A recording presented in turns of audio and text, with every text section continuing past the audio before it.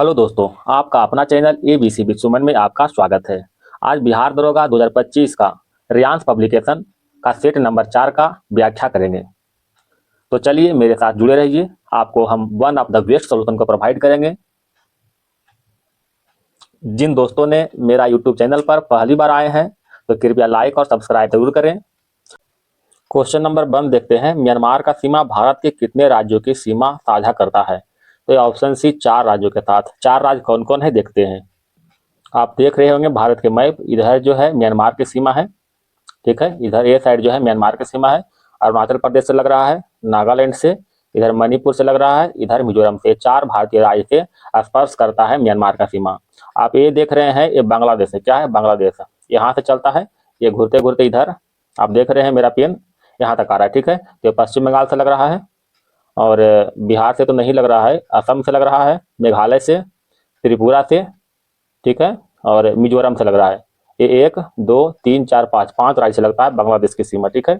यहाँ पर जब मैप देख ही रहे हैं, थोड़ा सा कुछ और देख लेते हैं। यहाँ पर भूटान देश है, छोटा सा कंट्री है भूटान। भूटान का सीमा जो सिक्किम से लग रहा है, पश्चिम बंगाल से लग रहा है, असम से और अरुणाचल प्रदेश से लग रहा है, ठीक है। यहाँ पर जो है नेपाल है, ठीक है। नेपाल हमारा पड़ोसी नेपाल है।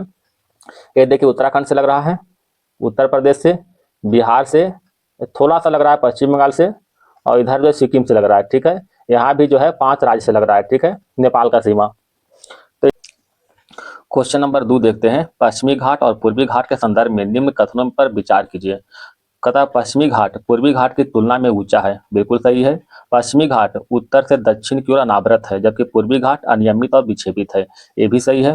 पूर्वी घाट के सबसे ऊंची चोटी अनाई मुड़ी, जबकि पश्चिमी घाट के सबसे ऊंची चोटी जो है महेंद्रगिरी, गलत है, ठीक है। पूर्वी घाट के सबसे ऊंची चोटी जो है अनाई मुड़ी नहीं है, ये कौन सा है? महेंद्रगिरी है, ठीक है।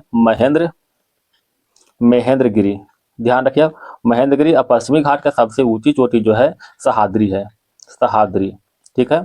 तो ऑप्शन नंबर 1 और 2 केवल सही है, 1 और 2 में। क्वेश्चन नंबर 3 की ओर चलते हैं। 3 से पहले कुछ इसका फैक्ट देख लेते हैं। कहता भारत का सबसे ऊंची चोटी कौन है? तो कंचनजंगा है, ठीक है, कंचनजंगा। इसका ऊंचाई कितना है? तो 8586 मीटर जो है इसका ऊंचाई है। दक्षिण भारत का सबसे ऊंची चोटी कौन है? दक्षिण भारत के जो है अनाई मुड़ी, अनाई मुड़ी जो है दक्षिणी भारत के है। कहाँ स्थित है? केरल में, जानते होंगे। दक्षिण भारत का इसे एवरेस्ट के नाम से जानते हैं। पूर्वी घाट और पश्चिमी घाट का मिलन स्थल कौन सा है? नीलगिरी पहाड़ी, नीलगिरी पहाड़ी जो है पूर्वी घाट और पश्चिमी घाट का मिलन स्थल है। क्वेश्चन नंबर 3, माजुली द्वीप भारत के निम्नलिखित में कौन सा नदी पर स्थित है? तो माजुली द्वीप जो है ब्रह्मपुत्र नदी पर स्थित है। दुनिया का सबसे बड़ा नदी द्वीप कौन सा है? तो ये जो है माजुली द्वीप है, दुनिया का सबसे बड़ा नदी द्वीप है। असम में, असम के सांस्कृतिक राजधानी के नाम से जानते हैं किसे? माजुली द्वीप को कहते हैं। अच्छा, माजुली द्वीप पर जो है कुछ जनजाति रहती है, इसका नाम क्या है? मिसिंग जनजाति। क्या है? मिसिंग, मिसिंग जनजाति के लोग रहते हैं। भारत का पहला द्वीप जिला कौन सा है? तो माजुली द्वीप है। दुनिया का सबसे बड़ा द्वीप कौन है? तो दुनिया का सबसे बड़ा द्वीप जो है ग्रीनलैंड है, ग्रीनलैंड। एशिया का सबसे बड़ा कौन सा द्वीप है? तो बोर्नियो द्वीप है एशिया का, बोर्नियो द्वीप। और भारत का कौन सा है? तो the great Nicobar, the great Nicobar है, निकोबार, ठीक है। ये भारत का है। विश्व का ग्रीनलैंड, एशिया का बोर्नियो, भारत का the great Nicobar. Question number 4, कतार 2024 में भारत रत्न से सम्मानित कर्पूरी ठाकुर बिहार के किस जिला संबंधित था? तो बिहार के समस्तीपुर जिला संबंधित था।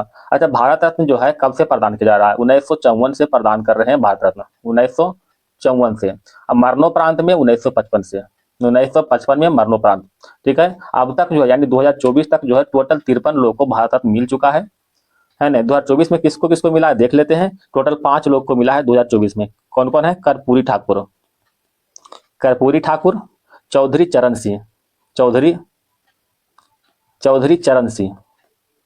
फिर कौन है? लाल कृष्ण आडवाणी, लाल कृष्ण आडवाणी। उसके बाद है पीवी नरसिम्हा राव, पीवी नरसिम्हा राव। और कौन एक छूट गया है? एम एस स्वामीनाथन, ठीक है, एम एस स्वामीनाथन। ये 5, कर्पूरी ठाकुर, चौधरी चरण सिंह, लाल कृष्ण आडवाणी, पीवी नरसिम्हा राव और एम एस स्वामीनाथन। ये 5 लोग को मिला है 2024 में भारत रत्न। क्वेश्चन नंबर 5 की ओर चलते हैं। निम्नलिखित में कौन सा सुलिमित नहीं है? कौन सा सुलिमित नहीं है देखिएगा। मणिकरण ये एचपी में है, ठीक है। ज्वालामुखी जम्मू कश्मीर में है, नहीं, ज्वालामुखी जो है जम्मू कश्मीर में नहीं होगा, ये कहाँ है? एचपी में है, ज्वालामुखी एचपी में है, ये गलत है, ठीक है। अनहोनी एमपी में, तप्त पानी उड़ीसा में, ये भी सही है, ठीक है। क्वेश्चन नंबर 6 में देखते हैं, बिहार राज्य पर्यटन विकास निगम के लिए कौन सी संस्था बनाया गया था? तो कौन सी संस्था थी? BSRTC। BSRTC फुल फॉर्म क्या होता है? Bihar Bihar state tourism development corporation, Bihar state tourism development corporation. Question number 7 के देखिएगा, कहता ए और बी, ए और कारण बी पर विचार कीजिए, नीचे दिए गए विकल्प में सहायता से सही उत्तर का चयन करें। कथन कर रहा 19वीं सदी सामाजिक धार्मिक आंदोलनों के कारण भारत का आधुनिकीकरण हुआ है, बिल्कुल सही है। तथा सामाजिक धार्मिक आंदोलन के मूल में बुद्धिवाद, वैज्ञानिक दृष्टिकोण तथा ऐसे विचार जो आधुनिकता के आधार माने जाते हैं, ये भी सही है, ठीक है। यानी ऑप्शन नंबर 1, ऑप्शन नंबर 1 ए और बी दोनों सही है और व्याख्या भी सही कर रहा है। क्वेश्चन नंबर 8 की ओर चलते हैं, निम्नलिखित कथनों में से विचार कीजिए। कहता है ऋग्वेद में कुल 10 मंडल तथा 1028 सूक्ति है, बिल्कुल सही है। ऋग्वेद के दूसरे से 7वें तक मंडल सबसे प्राचीन माने जाते हैं और प्रथम तथा 8वें से 10वें तक मंडल बाद में माने गए हैं, ये भी सही है। शतपथ ब्राह्मण अथर्ववेद का मंडल, शतपथ ब्राह्मण अथर्ववेद का ब्राह्मण ग्रंथ है, नहीं ये गलत है, आगे बताएंगे हम। सामवेद का रचना चंपू से लिया हुआ है, ये भी गलत है। अतः इसमें जो है कितने कथन सही है? कहता है ऑप्शन बी केवल 2 कथन सही है, ठीक है। कुछ रचना शैली की बात कर लेते हैं। तो ऋग्वेद की रचना जो हुआ था, ऋग्वेद की रचना कौन? मंत्र परक शैली में हुआ था, मंत्र परक शैली में हुआ था ऋग्वेद की रचना। यजुर्वेद की रचना किस शैली में हुआ था? तो गद्यात्मक शैली में हुआ था, गद्यात्मक शैली में रचना हुआ था। अच्छा, सामवेद की रचना किस शैली में हुआ था? सामवेद की रचना जो है एक गयात्मक शैली में हुआ था, गद्यात्मक शैली में। ध्यान रखिए, गद्यात्मक शैली को ही चंपू शैली कहते हैं, याद रखिएगा, गद्यात्मक शैली को ही चंपू शैली के नाम से जानते हैं। अथर्ववेद की रचना जो हुआ था, अथर्ववेद की रचना प्रौद्योगिकी शैली या फिर आरोग्य शैली या फिर तंत्र परक शैली, ठीक है, तंत्र परक शैली। क्वेश्चन नंबर आगे की ओर बढ़ते हैं।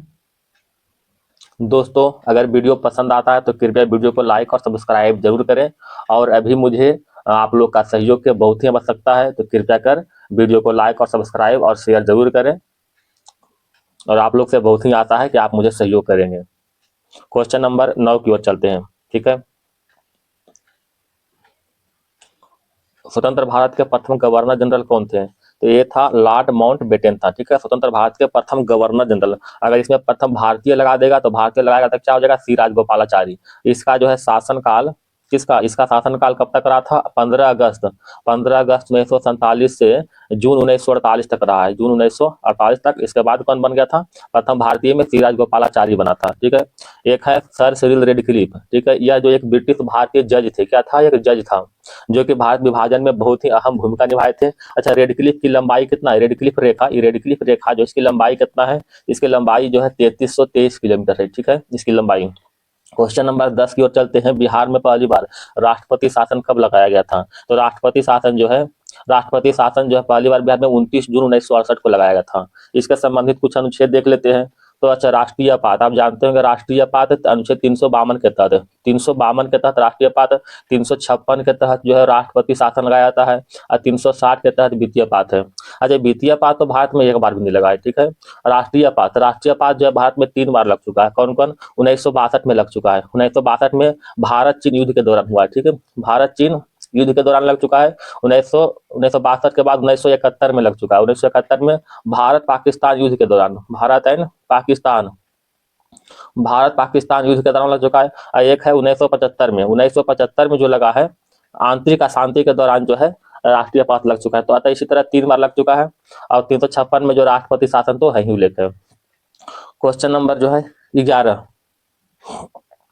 11 में देखिएगा, पुर्तगाली व्यापारी गोवा की भूमि पर पहली बार किस सदी में आए थे? तो पुर्तगाली जो है गोवा की भूमि पर 1498 में आए थे, 1498 में, मतलब जो 15वीं सदी में आए थे। तो सबसे पहले आने वाला और सबसे बाद में जाने वाला जो है पुर्तगाली ही था, ध्यान रखिएगा, ठीक है। 1498 में आया था, गया था कब? 1961 में गया था, ठीक है, भगाया गया था। और किसके तहत भगाया गया था? तो आपको याद होगा, ऑपरेशन विजय के तहत, ऑपरेशन विजय के तहत भगाया गया था इसको, पुर्तगाली को, ऑपरेशन विजय के तहत। अच्छा, भारत का पहला पुर्तगाली वायसराय कौन था? तो भारत का पहला पुर्तगाली वायसराय था फ्रांसिस्को द अल्मीडा था। फ्रांसिस्को द अल्मीडा जो था भारत का पहला पुर्तगाली वायसराय था। इन्होंने ही हिंद महासागर में, कहां पर, हिंद महासागर में जो ब्लू वाटर पॉलिसी, ठीक है, ब्लू वाटर पॉलिसी को लॉन्च किया था। लॉन्च किस लिए किया गया था? तो हिंद महासागर में अपना प्रभुत्व को स्थापित करने के लिए लॉन्च किया गया था। ठीक है। पुर्तगाली ने अपना मुख्यालय कहाँ बनाया था? तो मुख्यालय जो है पहले कोचीन था, पहले इसका मुख्यालय कहाँ था? कोचीन था। बाद में यहाँ ट्रांसफर करके जो है गोवा बना लिया था। ठीक है, गोवा। क्वेश्चन नंबर आगे बढ़ते हैं। अगर कोई दोस्तों अगर कोई सुझाव देना है या फिर कहीं कोई त्रुटि हमसे होता है तो कृपया कमेंट बॉक्स में जरूर बताएं, हम उस त्रुटि को सुधार करने के प्रयास करेंगे। क्वेश्चन नंबर 12 की ओर चलते हैं। 12 में देखिएगा, अंग्रेजों ने सन कब जो है पंजाब पर कब्जा किया था? तो अंग्रेजों ने 1849 में पंजाब पर कब्जा किया था। 1849 में एक युद्ध हुआ था। कौन सा युद्ध हुआ था? पंजाब में चिलिया वाला युद्ध हुआ था। ठीक है, चिलिया वाला युद्ध पंजाब में हुआ था। किसके बीच हुआ था? तो east India company, British east India company, British और सिख के बीच हुआ था। पंजाब के सिख के बीच हुआ था ये युद्ध हुआ था, ब्रिटिश और सिख के बीच हुआ था। इसमें ब्रिटिश सेना का नेतृत्व कौन कर रहा था? तो लॉर्ड गफ, ध्यान रखिएगा, लॉर्ड गफ। ठीक है। क्वेश्चन नंबर जो है 13 की ओर चलते हैं। तृतीय आंग्ल मैसूर युद्ध कब से कब तक लड़ा गया था? तृतीय आंग्ल मैसूर जो है 1790 से 52 में लड़ा गया था, टीपू सुल्तान के नेतृत्व में। टीपू सुल्तान के नेतृत्व में तृतीय आंग्ल मैसूर युद्ध में जो है टीपू सुल्तान के सहयोग कौन किया था? तो फ्रांस ने सहयोग किया था। ध्यान रखिएगा, फ्रांस ने इसको सहयोग किया था। अच्छा, तृतीय आंग्ल मैसूर युद्ध के समाप्ति जो है किस संधि से हुआ था? तो श्रीरंगपट्टनम के संधि से हुआ। श्रीरंगपट्टनम की संधि से इसको समाप्ति हुआ था। यह संधि कब हुआ था? तो 1792 में यह संधि किया गया था। चतुर्थ आंग्ल मैसूर युद्ध 1799 में हुआ था। 1799 में चतुर्थ आंग्ल मैसूर हुआ था। इस युद्ध के दौरान टीपू सुल्तान की मृत्यु हो गया था। क्वेश्चन नंबर 14, निम्नलिखित में किसने 1914 में कॉमन बिल नामक साप्ताहिक समाचार पत्र की स्थापना किया था? तो कॉमन बिल जो समाचार पत्र है इसका स्थापना एनी बेसेंट ने किया था। गांधी जी के द्वारा कुछ समाचार पत्र देख लेते हैं। देखें, नवजीवन महात्मा गांधी के द्वारा, हरिजन, एक और है कुछ यंग इंडिया, ये सब साप्ताहिक पत्रिका महात्मा गांधी जी के द्वारा लिखा गया था। जवाहरलाल नेहरू ने कुछ पत्रिका लिखा था, द नेशनल हेराल्ड। ठीक है, द नेशनल हेराल्ड जो है जवाहरलाल नेहरू के द्वारा लिखित पत्रिका है। क्वेश्चन नंबर 15, धर्मसभा के संस्थापक कौन थे? बताओ। धर्मसभा के संस्थापक जो है राधा कांत देव था। राधा कांत देव। अच्छा, आत्मीय सभा के संस्थापक कौन थे? राजा राम मोहन राय। ब्रह्मा समाज की स्थापना राजा राम मोहन राय ने किया था। ठीक है। आर्य समाज की स्थापना किसने किया था? दयानंद सरस्वती ने किया था। दयानंद सरस्वती ने किया था। तत्वबोधिनी समाज की स्थापना किसने किया था? देवेंद्र नाथ टैगोर ने किया था। वेद समाज की स्थापना किसने किया था? तो वेद समाज की स्थापना जो है केशव चंद्र सेन ने किया था। केशव चंद्र सेन वेद समाज की स्थापना किया था। प्रार्थना समाज की स्थापना किसने किया था? तो आत्माराम पांडुराम।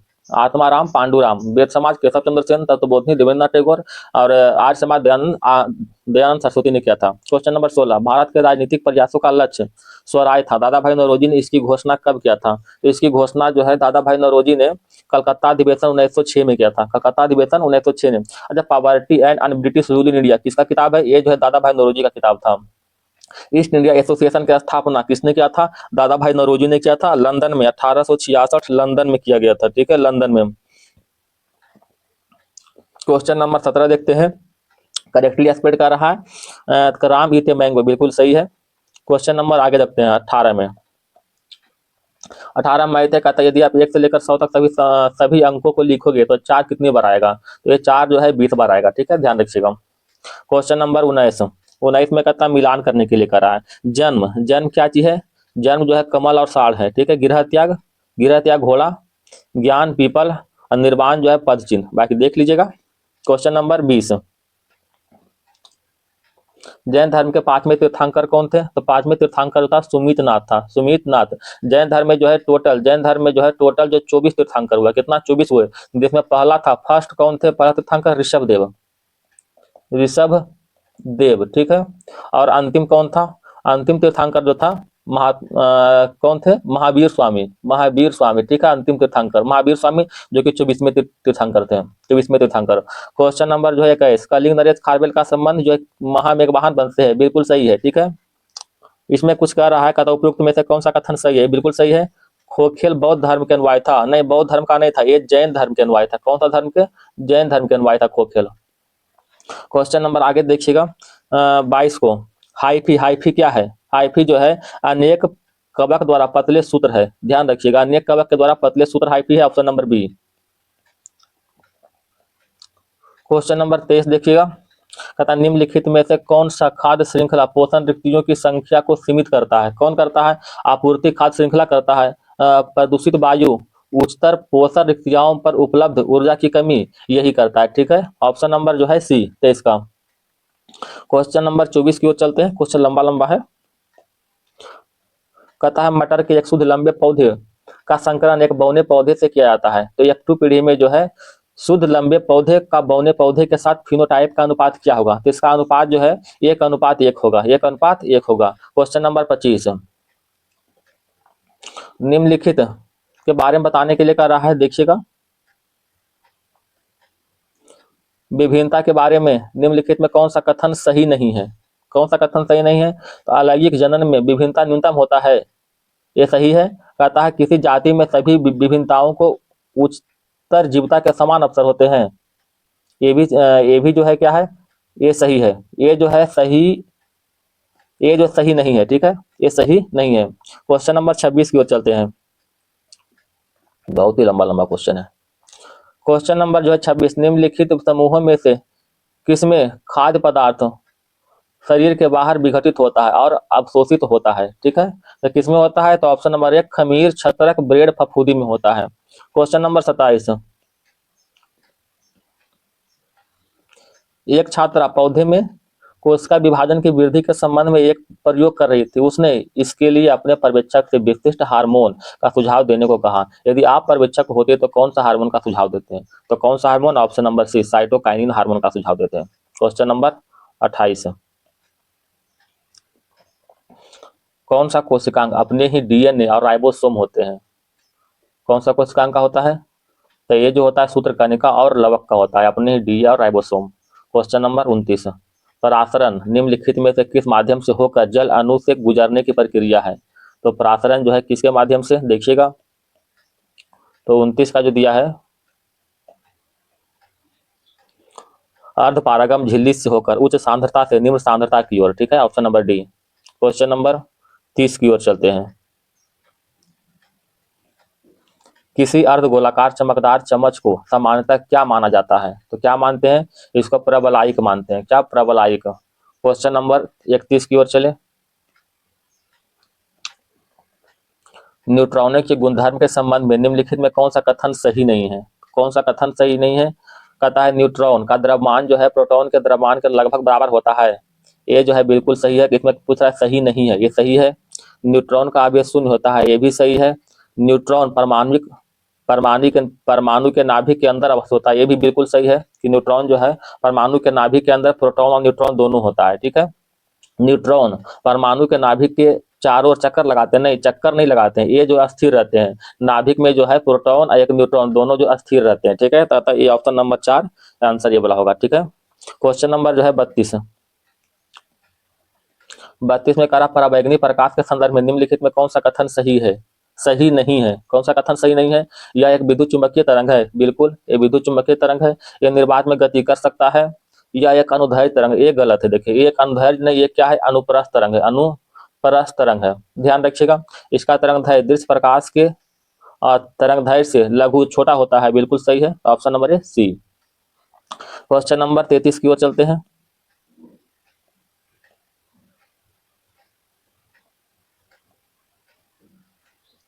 33 में देखिएगा, कहता स्वच्छंद उद्योग के संबंध में निम्नलिखित तथ्यों पर विचार करने के लिए करा है, तो विचार करें इसको। कहता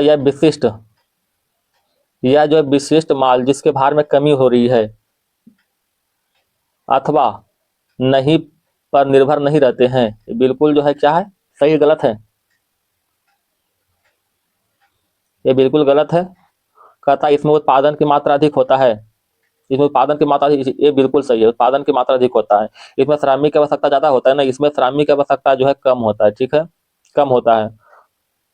आगे ऑप्शन नंबर 4 में कहा है कि ये उद्योग प्रदूषण नहीं फैलाते हैं, ये भी बिल्कुल सही है, उद्योग प्रदूषण नहीं फैलाते हैं। तो कितने कथन सत्य है, तो इसमें जो है कौन सा, केवल तीन कथन सत्य हैं। क्वेश्चन नंबर 34 देखते हैं, विश्व के दबाव समूह और हित समूह किस राष्ट्र का देन है। तो दबाव समूह और हित समूह जो है यूएसए का देन है, किसका, यूएसए का। अच्छा, दबाव समूह किसे कहते हैं, दबाव समूह कहते हैं कि ऐसे संगठन जो सरकारी नीति को प्रभावित करने के लिए बनाई जाती है, सरकारी नीति को प्रभावित करने के लिए बनाए जाते हैं। अच्छा, हित समूह किसे कहते हैं, यह जो है समान हितों के लोगों के संगठन के द्वारा बनाया गया एक संगठन है हित समूह, समान हितों के लोगों के द्वारा बनाया गया संगठन।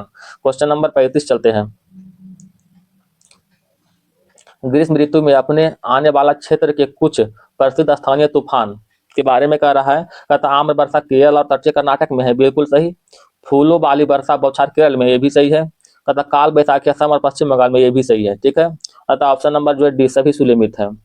अच्छा, कुछ कृषि है, इसको मिलान करने के लिए कह रहा है, कृषि है, ठीक है, देखिएगा। कहता है बेबर और दहिया कृषि झारखंड में है, ना ये गलत है, बेबर और दहिया कृषि जो है मध्य प्रदेश में है। कोमान उड़ीसा में, ये बिल्कुल सही है। कुमारी, कुमारी कहाँ है, ये पश्चिम बंगाल में, ठीक है, पश्चिमी बंगाल में पश्चिमी घाट में है, पश्चिमी घाट में कुमारी पाया जाता है। कुरवा, कुरवा हिमालयन क्षेत्र में, ये भी गलत है, कुरवा कहाँ है, झारखंड में है, झारखंड में, ठीक है, ध्यान रखिएगा, कुरवा झारखंड में। तो इसमें जो है 3 तो गलत है, ठीक है। तो ऑप्शन नंबर सी यहाँ पर देख रहे हैं कि केवल 3 गलत है, ठीक है। कहता कितने युग्म गलत है, ध्यान दीजिए, तो केवल 3 युग्म गलत है, ठीक है, एक इधर 2 और एक 3। क्वेश्चन नंबर 37, राज्य सरकार का संवैधानिक प्रमुख कौन होता है। तो राज्य सरकार का संवैधानिक प्रमुख जो होता है राज्यपाल होता है, ऑप्शन नंबर डी राज्यपाल। राज्यपाल से संबंधित कुछ अनुच्छेद देख लेते हैं। अच्छा, राज्यपाल जो है मंत्रिपरिषद की सलाह से काम करता है, कौन सा अनुच्छेद के तहत, तो अनुच्छेद जो है 100 जो है 63 के तहत, अनुच्छेद 163 के तहत राज्यपाल मंत्रिपरिषद की सलाह से काम करता है। अच्छा, राज्य का परिभाषा जो है अनुच्छेद 151 में वर्णित है। राज्य का राज्यपाल, राज्यों का राज्यपाल अनुच्छेद 152 में वर्णित है, 152 में। राज्यों का राज्यपाल अनुच्छेद 153 में वर्णित है।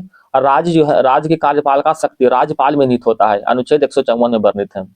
राज्यपाल की नियुक्ति 155 में वर्णित है। और पदावधि इसका जो है, पद की अवधि 156 में है। शपथ, शपथ जो है 159 में वर्णन है, शपथ, ध्यान रखिएगा, शपथ 159 में।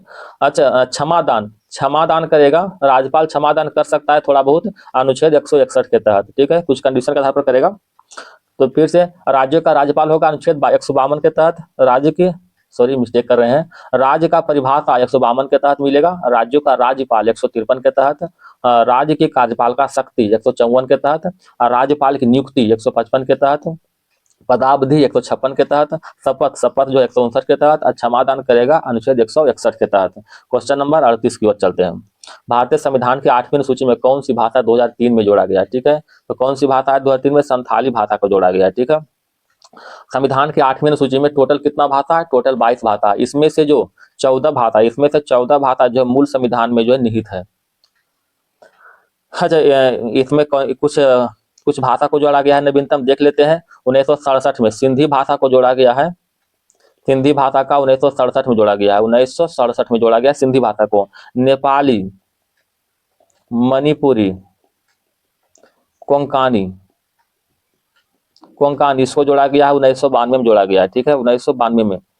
फिर बोडो, डोगरी, मैथिली, संथाली, इसको कब जोड़ा गया है, तो इसको जोड़ा गया है 2003 में। इसका एक ट्रिक होता है, जरा सुनिएगा, कहता है एक सिंधा नमक बोडमास, क्या है, सिंधा नमक बोडमास, सिंधा नमक बोडमास, बोडमास याद रखिएगा, ये ट्रिक है, सिंधा नमक बोडमास। ये जो सिंधा से हो गया सिंधी, ठीक है, और नमक, नमक से न से हो गया नेपाली, म से मणिपुरी, अब क से कोंकानी, 1992 में। बोडमास से बोडो, डोगरी, मैथाली और संथाली, ठीक है, मैथिली और संथाली, सॉरी मैथिली नहीं यहाँ पर है, क्या था, ठीक है, मैथिली, ठीक है। क्वेश्चन नंबर जो है 40 की ओर चलते हैं, 39 की ओर। अगर वीडियो पसंद आए दोस्तों तो कृपया वीडियो को लाइक और सब्सक्राइब जरूर करें, सपोर्ट जरूर प्रदान करें। क्वेश्चन नंबर 39 की ओर, समवर्ती सूची में कौन कौन सा विषय शामिल है, तो इसमें जो समवर्ती सूची में दिवालियापन शामिल है, दिवालियापन। समवर्ती सूची में कुछ शामिल विषय को जान लेते हैं।